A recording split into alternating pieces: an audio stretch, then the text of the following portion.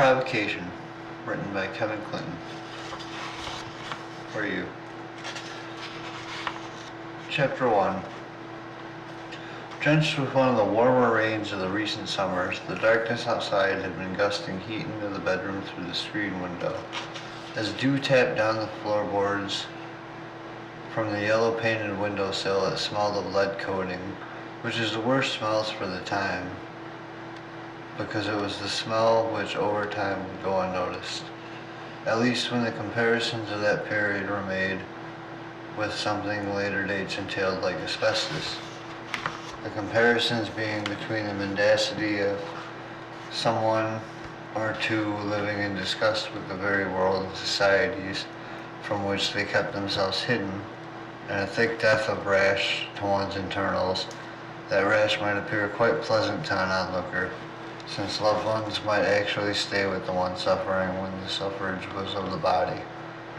Such had been the similar case when comparing deaths between the illnesses of the body which came from tobacco use and much worse illnesses of the mind which come with drinking, that if the onlooker had never suffered either, and were made to decide whom of the sufferers was still of sound mind, it would be the one who knows he's sick.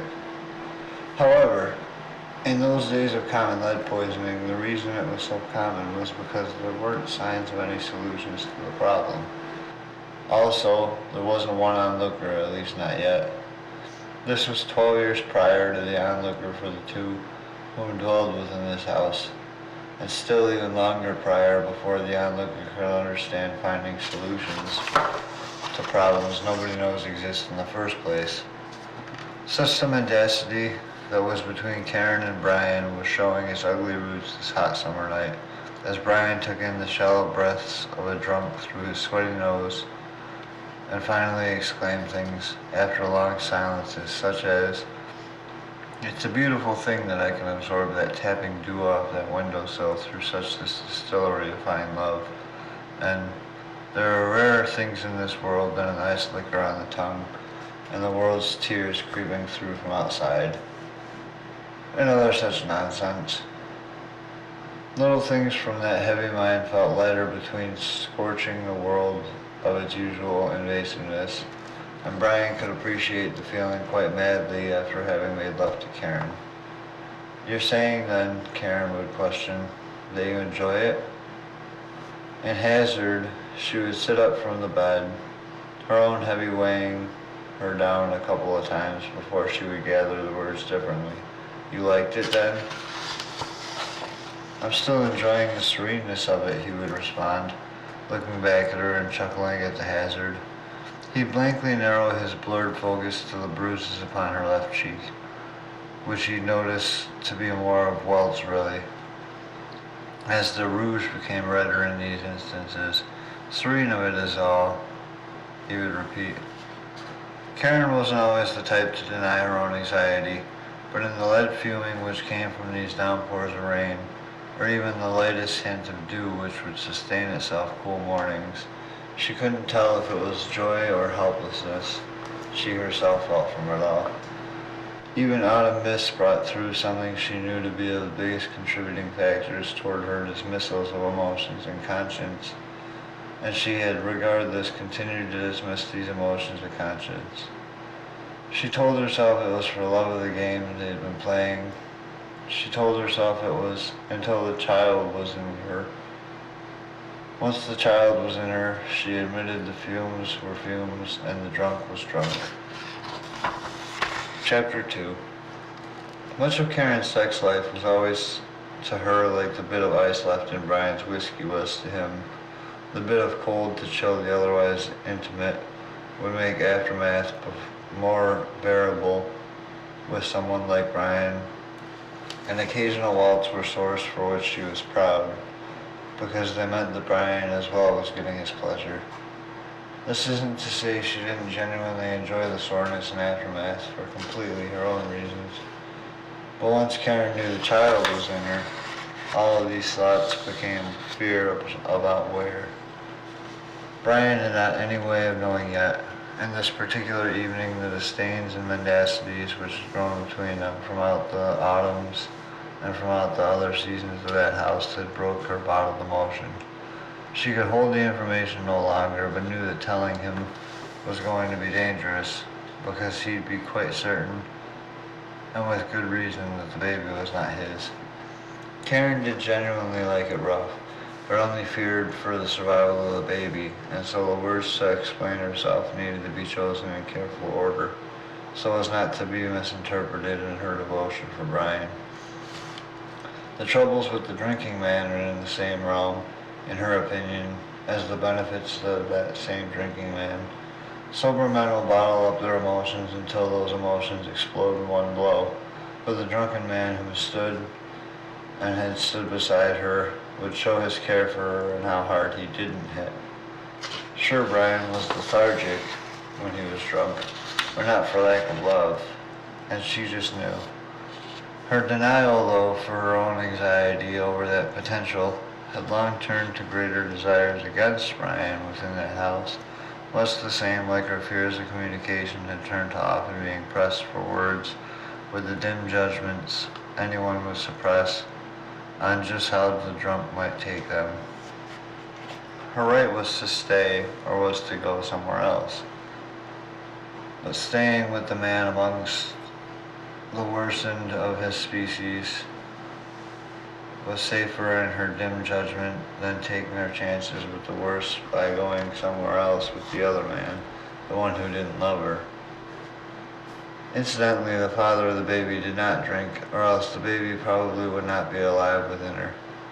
She never quite fully trusted the man who could keep such control over himself to not drink, because what kind of control then might he possess and desire over the others in his life?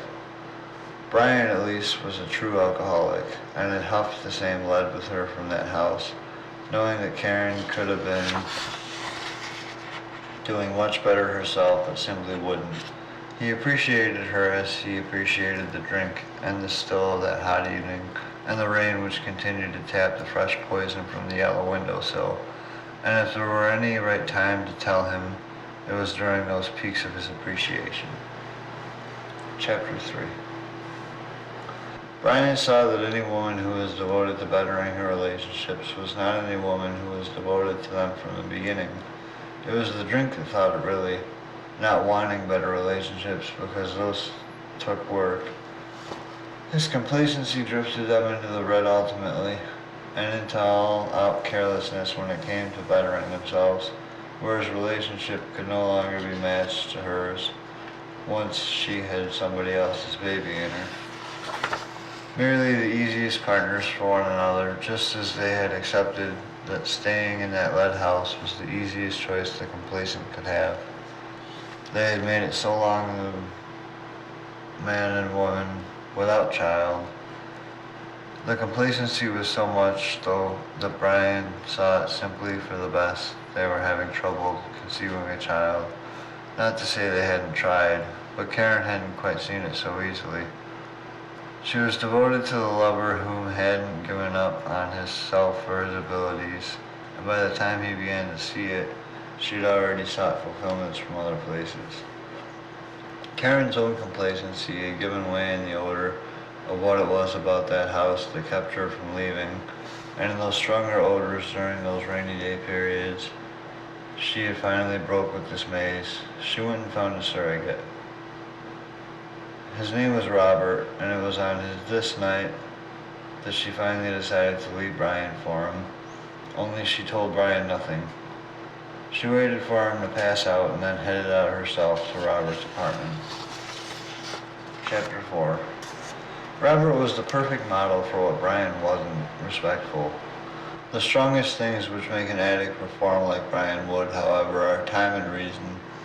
It took him 13 years to find his time, and in those 13 years Karen's son with Robert had grown to be 12 years old.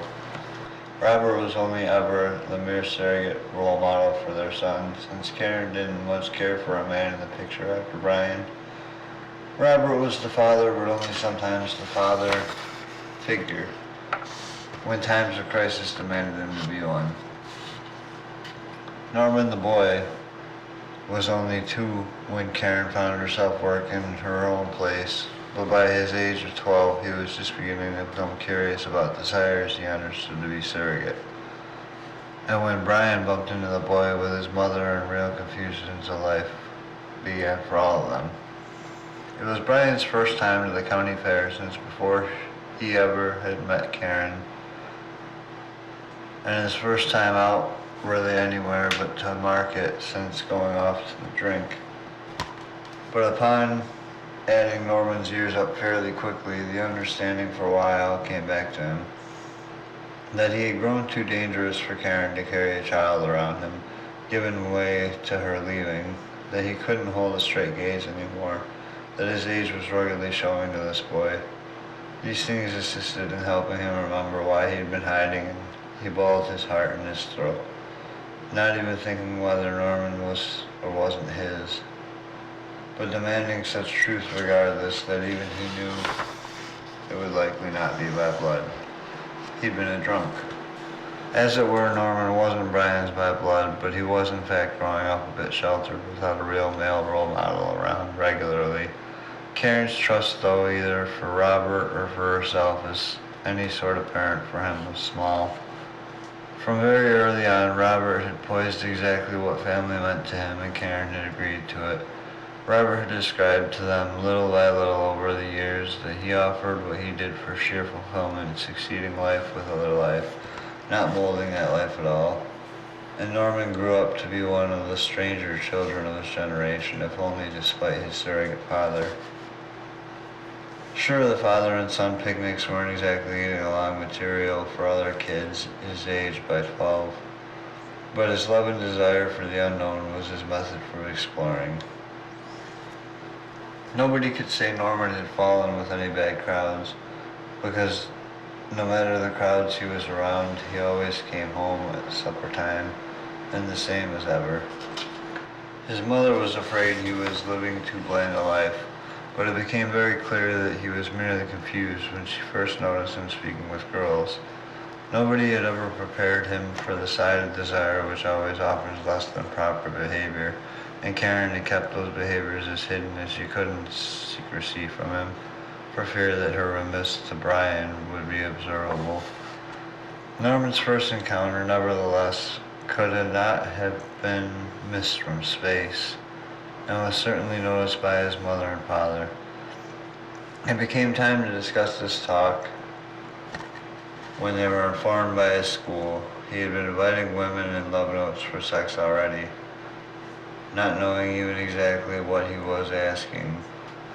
They decided that his seeing genuine dates to which men and women behaved by societal boundaries with one another would be good for him, so they devised a small plan to fake some romance in front of him, and of all places, the county fair. Chapter 5. Norman was doing fairly lousy in school when it came to motivation. Sure, his grades were alright, but his teachers had begun complaining that his lack of effort would not fly when the time came to move into his next grade, and that if he were to properly be prepared for the transition to high school, he would need to take summer school classes. It was mostly his team-building activities that showed his lack of ambition to motivate others. It wasn't even his behavior with the girls. He genuinely was doing lousy in his classwork. He wanted to do it his way and only his way, and it just simply wasn't flying for him with the teachers who had their own assignments to make sure these things were being done certain ways. As could be expected with just about any middle school student, informing Norman of the non-disciplinary action that was demanding summer school classes of him was a weight to which the parents were left to tend, and so Karen and Robert were struggling hard to find the proper method of informing him that he might be left back for grade. Ultimately, they decided on simply saying that this was about Norman's behavior with the girls. It was the spring fair which they chose to tell him, and Karen was to bring him along to the festival, where they would just so happen to notice Robert arriving on the way home from school supplies shopping. This planned so that the topic could come seamlessly. Robert's visit to the fair was sort of his added curricular for the day, and if it went as planned, It was to appear to be spontaneously organized rather than rigorously as it had been. They would then suggest to Norman that is how people date in the real world, and that while Norman needed to learn group assignments in summer school, they weren't bawling him out of it simply because he had defined what it is to real world date. They never would have expected to bump into Brian, reformed and 12 years older and wiser, and for whom Robert really didn't have any prior inclinations, into which Brian had wisdom enough to understand the delicacy of the situation. In fact, by the time he had noticed that the three of them were all together, he had his game face on, as they say, and spoke to Karen as if he were speaking with the man in the mirror after one of his regular meetings. He never mentioned their true affiliation, and Karen was finally able to explain the situation to Robert after arriving home. And once she'd made certain Norman was not within earshot to overhear the truth about his mother's deception to any man with even the slightest reasons leading on Norman as his own. Chapter 6. The run-in at the fair was nobody's fault, and could have in fact happened any time throughout those 12 years, had Brian not been such the recluse he was, ashamed of his own addiction to the drink. He had given it up and quite felt awkward with the shakes most other places, but at the fair nobody would notice, so he joined the festivities in his first attempts to be social. Karen never had really frequented the fair before either, since she was more the stay-at-home type, especially since Norman was in the picture. She didn't really have time for such things, and Norman didn't much care for entertainments found at fairs. He was more into books either at his leisure or at his keeping up with take-home studies, some school-related and some not. It simply never occurred, however, to go for the sake of family before yet. "Brian?" Karen exclaimed with fear he might interfere with the plans. "Brian, what are you... Hi?" "No way," Brian smiled to the side as he had already been approaching.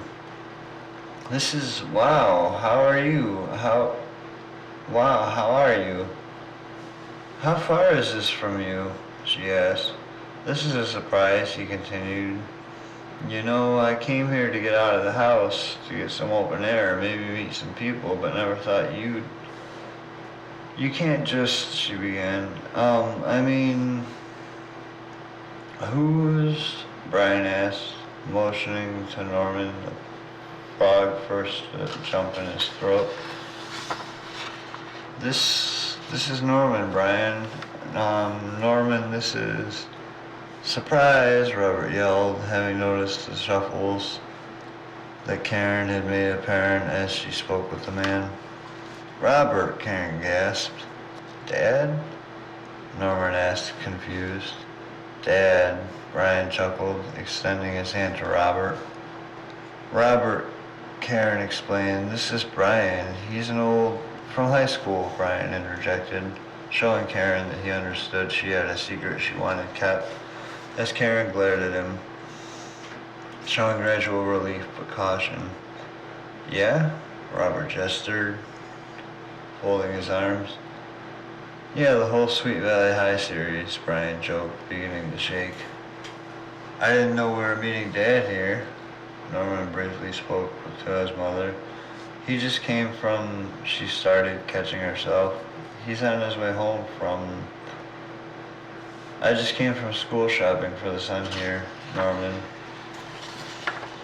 Robert explained to Karen, frowning down toward Norman slightly.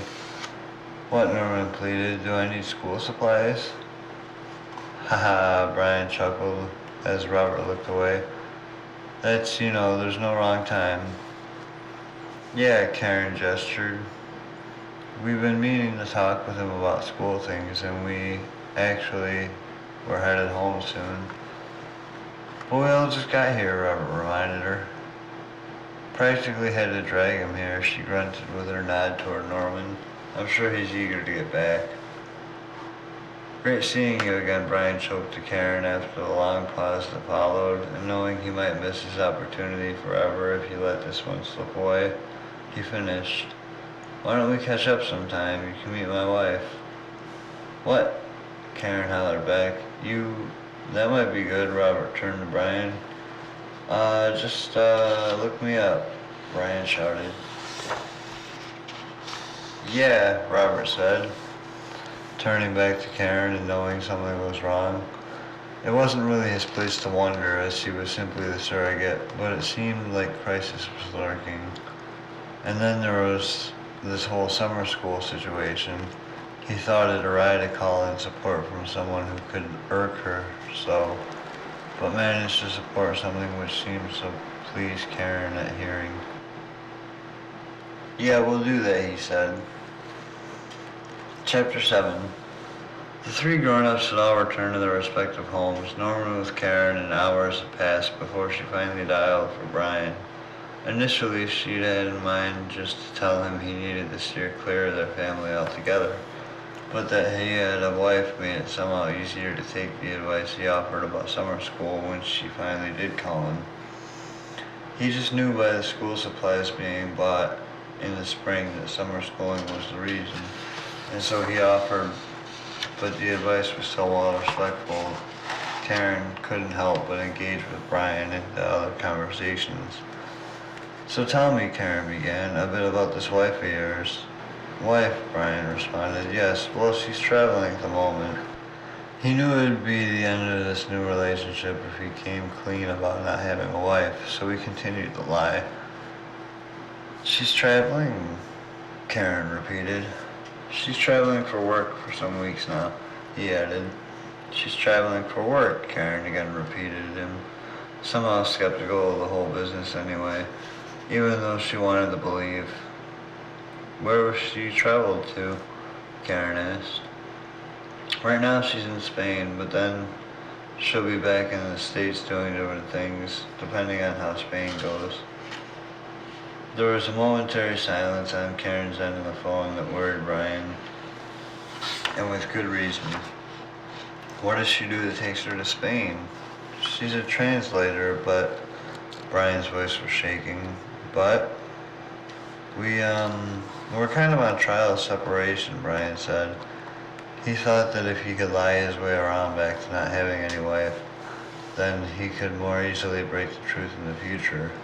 Seeing other people, she confirmed, is that it? This time the silence was on Brian's end of the phone before he finally spoke the truth. There is no wife, Karen. By now, even though she was very much angry with him for lying, the lie had done what it was supposed to do, and that made this news easier to handle, and she soon responded, but you still want to make acquaintance to know more about Norman, is that it? Am I bad too? Brian finished before offering the close to their conversation. Should you let me go then? Okay, she said. Bye then. Bye then, he responded. He hung up the telephone as Karen began to cry. Chapter 8. It turned out Norman wanted to go to summer school. It certainly made all the conversations easier between telling him he had to go and the day coming that he was to actually do so. And it started to become easier even to talk about how he wanted the schedule arranged, as Norman decided it could be quite the fun experience. It was so sudden that he came about with joy for the whole ordeal, but he came about with joy nonetheless.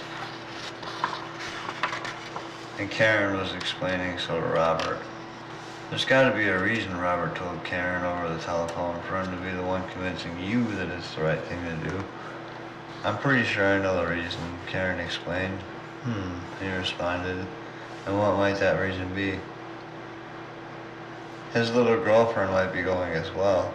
And coincidentally as it sounds, she just so happens to be going for the same courses of his interest. Can you believe it? She was sarcastic, of course. And what might that be? Robert inquired. As if it matters, she started. They offer a course in science laboratory activities and yet his teachers at the other school said that team building exercises in a laboratory setting is indeed just the thing. So is there a problem then? Robert asked. One of the things that Karen didn't like much about Robert was that he only seemed to want to take any initiative to help out with Norman when there was some sort of problem. So of course she made up the problem. You remember Brian from the fair? She asked him. Yeah.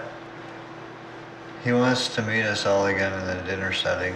She honestly had not called Brian back since their first conversation, but had wanted to for the same invitational reason of going to dinner with Robert. Not at all bad if you want to, Karen. That's your call. But I'm suited just fine as it is. Norman doesn't need the support here. You do. And we have agreed time and time again that that just isn't my job, haven't we? Okay, she murmured, but there's something he told me about his wife. Which is what? He asked her. He doesn't have a wife, she confessed, rolling her eyes now that she realized how irony had laid itself. What do you mean he doesn't have any wife? He asked, a bit stubbornly. Why would he lie? And something else you need to know is, he's not an old friend from high school. He's actually, did you ever suppose it might be complicated? We don't have to talk about it if you don't want, he softened. You know that you're free to see anybody you wish. Yes, well, she laughed. Of course, I'm not considering any of that. But was just rather taken off guard when he mentioned that he even has a wife, you know? But he doesn't have a wife, he clarified. You just told me. It's just that, she explained. My fear upon bumping into him was that he might try and rekindle our old romances, but he was so damn respectful about the whole thing that it made me wonder in front of Norman, and we certainly don't need that sort of parental confusion right now. You've seen other men before, Robert reminded her. What makes this one different? Norman entered the room, having heard his name. Mom, are we going to have partners in the science class? I've got to go, she said into the phone. Okay, Robert told her. Call me back to let me know what's going on with everything. Of course, she told him. Probably tomorrow afternoon or evening. Okay, Robert spoke with only slightly hesitation. Bye then. Good night, Robert. She quickly spoke before quickly hanging up the telephone. Not sure, Norm. They might do the preparing for you before even starting the course. Oh, he realized, sulking. So like assigned detention seating? Norman, his mother scolded him, taking it quite obviously more seriously than her son. What? He innocently pleaded. That's basically what it is, right? You'll be on your best behavior, she told him.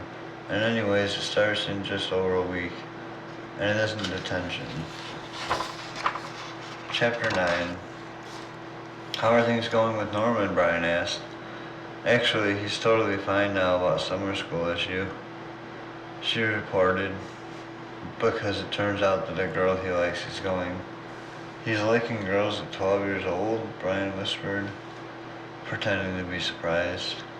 Karen muttered, they grow up fast.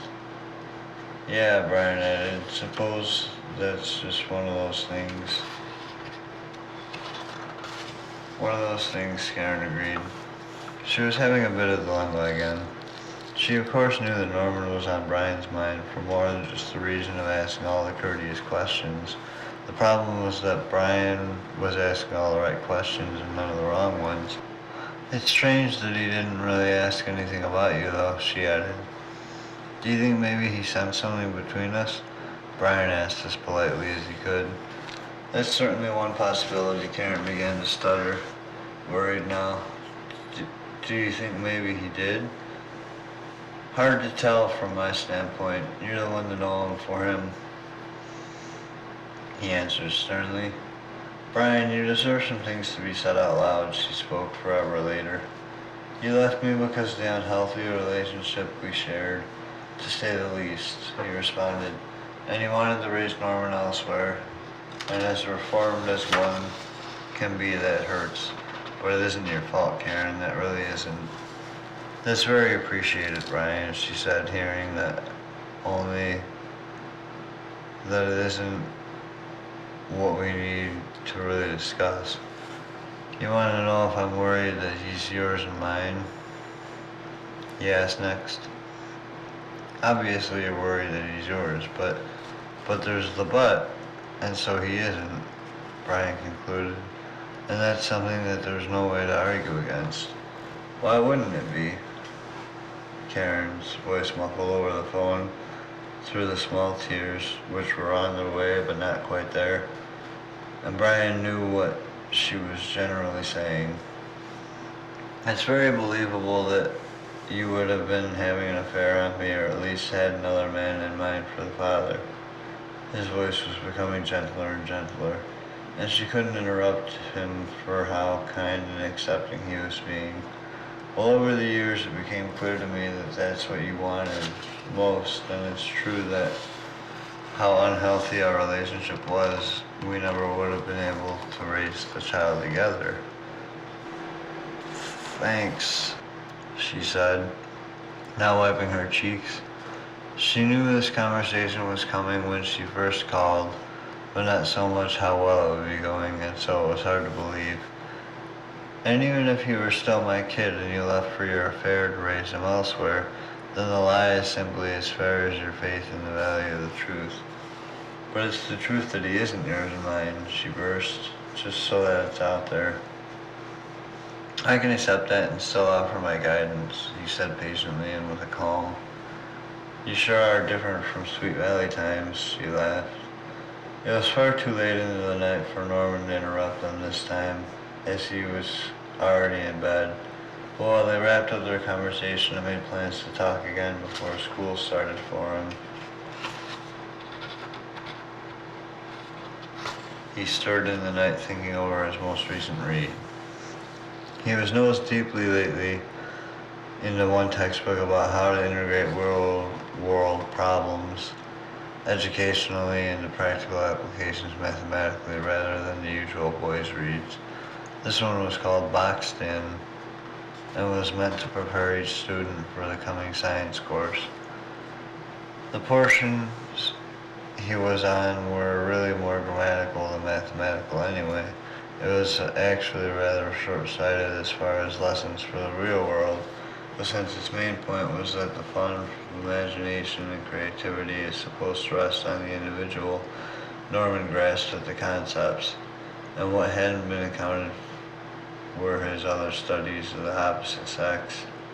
So he took a real-world lesson that perhaps didn't need to be the chaos ahead this summer semester. Chapter 10. What are you writing?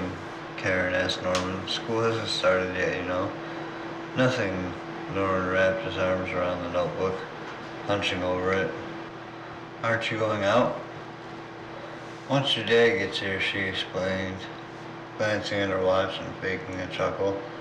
Yes, but maybe while we wait, you want to tell me where you got the homework so soon? Mom, he groaned. Is it a love letter? She asked, giggling and inching closer. Can't you just... He started crouching more over the notebook. Fine, she turned back toward the door and away from Norman. Be that way. Thank you, he said, turning around in his chair to gaze at her as she gazed at the door until Robert finally rang the bell. He's writing something private tonight, Karen informed Robert upon greeting him. Private, Robert repeated. Say no more, I understand perfectly.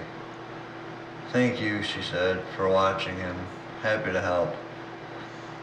Yes, well, I'm off and running, so you'll have to pardon my not lingering.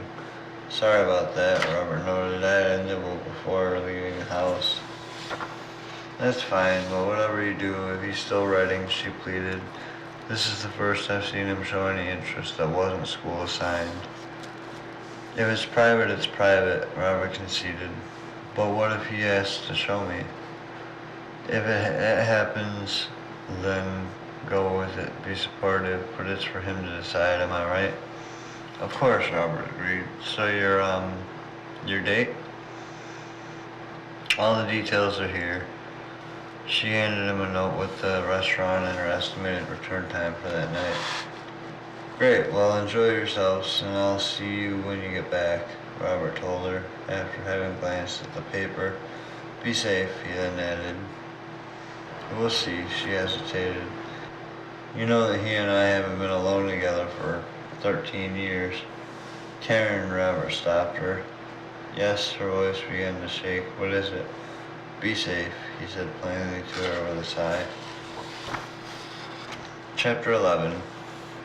Norman Ellsworth, announced Mr. Richard over the room, performing his first attendance call of the summer school year. Here, Norman hollered from his desk. He'd been through this routine quite the many times before his student life by now, and took part with pride. He'd even come to terms with being part of it all in the summer school setting. That's to say, he'd come to genuinely fond terms with the girl who was stationed directly ahead of him. Charles Foster, continued Mr. Richards' attendance call.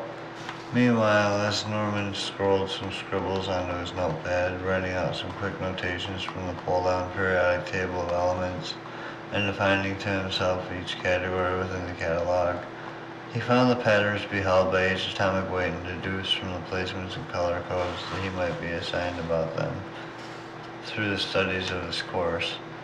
Generally, these blanks, which were altogether and for the most part wrongly cataloged from Norman's seat at the moment, were represented under what lessons were supposed to be already instilled, and he was already ignoring the course guide all over again.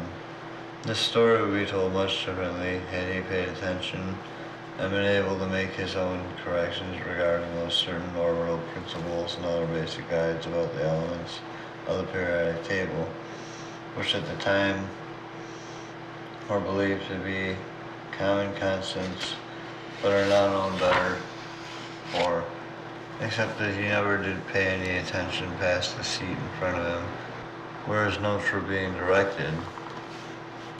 The note copying was actually Norman's attempt showing Joanne his current understanding to be beyond the course guidelines, so that she might choose him as her lab partner from the rest of the litter, to make his transitions talking to her more easily done so. Where Norman already had his orientations, he needed a lead, and so he made his understandings his own, even if they were wrong. This actually backfired well for Norman, because Joanne saw through the whole ordeal. But lucky for him, her hormones were also rampant, and besides, she felt his work needed her corrections desperately. The two began to correspond through miniature letters between the two desks, beginning with his asking her whether she thought his notations would be too complicated for the teacher, and with her crossing half of them out for each. He wasn't supposed to know and didn't yet. He wrote to her that he didn't need the teacher's notations to know what was going on, that he had his own, and she in return wrote some of the correct notations, and that even if he knew, he would still likely need to fake it, and she added a side note on his paper that she could help with that much. That was when he asked if she'd be his lab partner, and she agreed.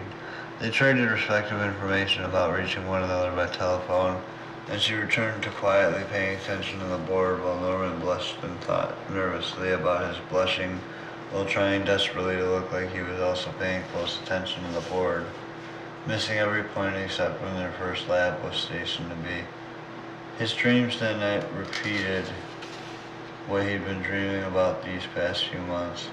Slacks between his study habits had been occupied with love letters for present classmates, and even fiction present classmates he had created specifically for potential problem-solving future.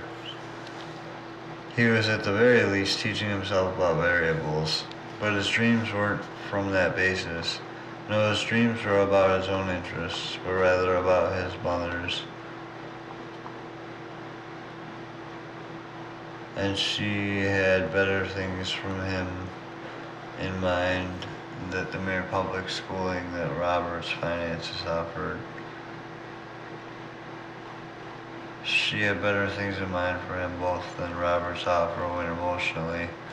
She dreamed of somewhere where Norman could only copy off the page, so to speak, and he did. He dreamed surrogate lessons from the surrogate somebody he didn't see any reason dreaming. He dreamed the man he wanted for his mother, and his dream man for her for some reason took the form of this Brian fellow. Chapter 12. Karen had dated plenty of times before running into Brian that summer, but the giddiness she felt for him was more obvious than she may have liked for Norman's observations, so she kept on dating Brian away from home while affording Norman the cautious care of Robert sitting him.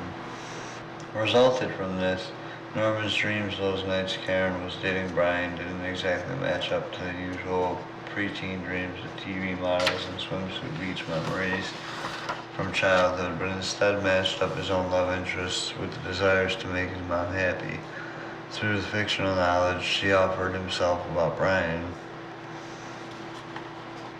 Mostly this meant that in his dreams Brian was both the teacher to the summer school chemistry class and would also somehow incorporate with Joanne's father. The three would often be conspiring against him, or perhaps Brian was fighting the teacher for the ability to teach the right curriculums, which were already in Norman's catalog of knowledge. Other times Brian wouldn't be in the dream at all, but merely known to be fighting crime elsewhere while Mr. Richard taught mad science and Norman would devise some method with Joanne in order to escape to the crime-fighting superhero scene. Norman arose on this night from one of the worst of these crime-fighting superhero scenes, cold and breathing what he thought to be toxins around him, and needed to open the window just to shake himself awake more fully. Quickly then switching the lamp at his bedpost and catching his bouncing heart. The clock told him there was only an hour before school, and that meant that his alarm was only 20 minutes or so from sounding, so he decided he'd just arise and have some cereal. Karen, to his surprise, was at the breakfast table, and the bags under her eyes told the story to Norman. She'd been up half the night. Afraid perhaps she'd also been stirring by nightmares, he asked her, "Mom, are you alright?" "What?" She was startled and dissuaded by Norman's suddenly at her thinking table. "Yeah, great, just thinking." "Mom?" he had asked, quite the volume to stir her. "Norman?" Her eyes narrowed on to him. It would have made more sense that she had been sleeping on her hand at the table, perhaps having that same nightmare as he'd had. "Are you sleeping, Mom?" he asked further. "Norman, what are you doing up this early?" she managed. "School's under an hour away, Mom. Just wanted to get some cereal," he answered her. "What's the teacher say?" she asked. Okay, things were even confusing again. "That school's in under an hour? Where's Robert?" she quickly exclaimed. "Dad, he went home after you came home last night," he told her. "Do you think you're going on more dates with that Brian guy?" He was anxious deliberately, keeping considerations on his own nightmare. That Brian guy, she seemed irritable but then calmed herself. That Brian guy, yes, maybe. It was definitely going to happen again between Brian and Karen. Things had gone so well that she had snuck back in the house to Robert's dismay and taken his place up at the kitchen table. He treated her with utmost manner and politeness, not just opening doors and pulling out chairs and such. Things as saying please and thank you, but with his considerations as well, and they closed out the bar drinking sodas. Nevertheless, she was groggy with the hour at hand. Brian genuinely cared about her child already from the first sight, and he showed her by how he gestured his inquiries, but also had told it to her straight. It doesn't matter to me anymore the reasons you would never left me, he had told her, but what matters to me now are the reasons you may have been afraid that he would be in harm's way around the person I was, and so you should go back home to him now. They were standing by their respective cars having this discussion. They had been talking about the obsessions with the drink over their small empty dessert plates before being calmly notified of closing time. It was rather peculiar for Karen's date that he didn't talk up his recovery, and not at all peculiar with Brian's that she had also fallen back reminiscent and not respectfully talking up Robert. With things safely out of mind, it was the old house that bore fondly into conversation, and it was the old house they had shared then that bore fondly into their dreams in the night there at the kitchen table, once she did return. Robert was now nemesis in her dreams, and Brian the attendant with visions for independent Norman. Norman, who was to be at school bettering himself in under an hour, now had a role model in Karen's dream world, and not just a surrogate one in the real world was Robert. She would of course need to know his recovery stories before introducing him to Norman in the right ways, so yes, of course she would be dating that Brian guy again. Chapter 13. How does he feel, Brian asked, opening up his creamer cups, about you going on these dates of ours anyway? He's yet to realize that, she responded, sipping vicariously at her coffee. They provided perfect diversities with discussions arising about his love interests. Norman's obsessing is over the Joanne who sits in front of him, he responded, right? Our lab partners, she said and nodded. And how long has he cleared his throat a little bashfully? Tell me again, how long has that been now? Just since the start of the semester, she answered, 2 weeks ago. And what all this he tell you specifically? He asked, because me that age wasn't quite so open about much beyond TV models and swimsuit beach memories. This Joanne stranger is quite his cup of tea, she put it to him, his words, not mine. How's that then? He was genuinely interested how much Norman would share with her. Well, they were assigning their first laboratory demonstration and their first laboratory report. She began to explain, but stopping herself to ask him, do you want the long report or the short? One way or the other, the story is going to have many sides, he simply answered, taking a long sip then from his coffee. Maybe more sides than just a few coffees, dare I say? Stop, she told him, right there, sir, because there are short versions to the story that we both get if we try and force these sorts of things. Sorry, he apologized. Just that my reason for asking about him is that it really is a goal of mine to meet him again. And there are sometimes things he would want to tell you directly, she said, right? Right, he answered, setting his coffee down, double-handed. You're the mother, but if there's anything you wouldn't have him sharing with me. He tells Robert everything, she's hanging the collar, and it isn't even like he's asked. He never tells me anything, even when talking about you. He just shows things, that's all, Brian. That's the short version. That's normal, Karen. When he's talking about you, he lets things slip through and tells me about this Joanne girl, but he doesn't mean to, and so he changed the subject to you. And that's why I'm worried for you meeting him. So you talk about me with him then? Brian asked, slowing his pace at the coffee. He asked about you on his own, she answered firmly, and not just after her. There was a pause Brian allowed, and so she spoke again.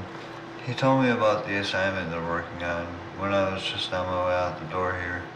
She gazed at him for as long as the moment would allow her to gaze. Just after Robert had arrived, he told us both, and to have fun on my date. Wow, he cited for himself. That's rough. You were making a really good point just there. That you had your date with me? No, that he might want to tell you different from us. Do you think he's talking to Robert about it right now? I think he's probably talking to Robert about you right now. The music was awfully sweet to Brian's ears for how scorned she was in reality, saying the words. And you may as well know that he's saying firsthand, I think he might share the boatload to you. You're saying now you want me to meet him? He cautiously asked her. Actually, she corrected, what I'm saying, and brace yourself because I've thought this speech up many times before now, okay? Okay, he told her. Go right ahead. By many means. What I'm saying is that I'm still going to tell you about what he told me because you need to know that you mean that to me. And that if I'm going to be letting him tell you things, that I'm going to be telling you my side first. She drew her breath and nodded slowly to him, signifying her urge of finishing the thought, and that maybe I'll bring him on with me for the next date. Well, that's tops. This was an expression he only rarely used when he was really, really excited about something, and she knew it. So he took a sigh of relief and said it again. That's just tops. Ha, she smiled. Well, alright then, there's that. So he stretched his arms as though large weights had been lifted from his shoulders and spoke with great ease. Carry on with the story then. She told him all about the report Norman had written about the principal properties that he and Joanne were supposed to have demonstrated from unknown elements, which of them were the most and least comparative of water, after identifying them with charted chemical reactions. And then she told him the descriptive means by which Norman had written the properties in comparison to the beauties of love and to the pools of infinity with Joanne's eyes and other mushy-gushy stuff. Norma's reasoning, she explained, was that maybe the work could be used toward extra credit elsewhere, like for grammatical courses and like the big homecoming dance coming with the regular school year, so long as he buckles down and plays the cards right. His words. Chapter 14. 2 labs lived as one, he told Joanne, handing her the report he'd written to make up for this draft. She hadn't quite had the same enthusiasm for actually turning into the original as she had been to read the original, which had been titled His and Hers, Properties of the Unknown, and described the initial affections for her, things for which Karen had not had the privilege of reading. 2 labs lived as one, Joanne repeated, bopping her head forward in courtesy to his support for his real-world work within the demonstration and the report. We'll staple yours and mine together then, just in case. He nodded quickly, more in budding motion than in courtesy, but in flatter, one way or the other anyway. You know, I'm going to have to go over this with a fine-tooth comb before turning it in, right? She put it to him. You do just that, he told her, calm and cool. You can even black out any what you think should maybe be blacked out, and we'll give the teacher his own sense of being offered and unknown, of things just you and I will know. That sounds, she told him, like a very nice idea to me. Chapter 15. I'm actually thinking he's coming along nicely with summer school, Karen explained, forking at her entree. Well, that's great, said Brian, moving his hand slightly from Karen's other hand and motioning a slight curtsy with his own before placing it back over hers. Just great. Maybe even due to his recent role model, she continued poised for Brian. That new friend of his seems to take a real shine in his stories to him as well. Brian fidgeted, taking his hand from hers to appropriate a napkin situation near his plate, drew a large breath for sigh, and began to sympathize, saying, Karen, I'm not sure I'd go so far as to say his new role model is necessarily in play for how this girlfriend feels about him. However, you think so, and I won't disagree, that a male counterpart for his mother simply being present to an adolescent age would maybe go wonderfully for Norman's views of the sort of friendship he'd be offering. He paused a moment to glance for Karen's gaze, full as their gazes were of intent, before continuing. Only they're just stories, and maybe it's time she knows his mother. Oh, Karen began as she eased back in her chair and sighed with a woo. What do you think? As a mom, I'd embarrass him though? I mean, he hasn't even shown me his stories on his own. I only know from the teacher conference. Why not embarrass him some? Brian gestured with a slight crooked smile. Would you, Karen spoke firmly through her nerves, would you introduce the idea to him for me over dinner this Saturday? I'll be there, Brian spoke firmly right back to Karen. The end.